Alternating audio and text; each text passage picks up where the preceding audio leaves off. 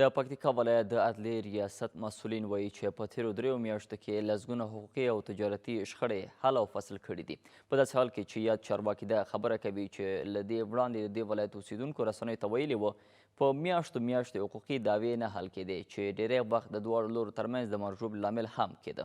نورحال پر لېږل شوي راپور کې داسې حال کې یاد چارواکي دغه خبره کوي چې له دې وړاندې د دې ولایت اوسیدونکو رسنیو ته ویلي وو چې په میاشتو حقوقي دعوې نه حل کیږي چې ډیری وخت د دواړو لورو ترمنځ د مرجوب له سبب هم ګرځي.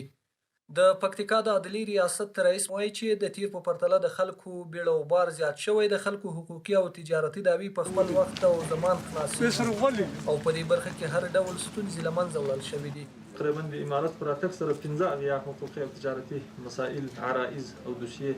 د لیست ثبت شوي دي چې د هغو له جملې 4 عرائض دي هغه بری شوي او تکمیل شوي دي.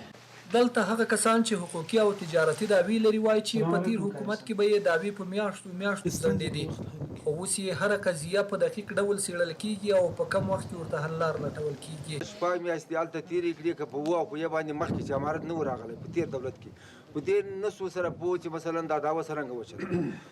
ښکاره خبره ده چې فساد و، هغه کوم چې مربوطه کسان مو د محکمو اوري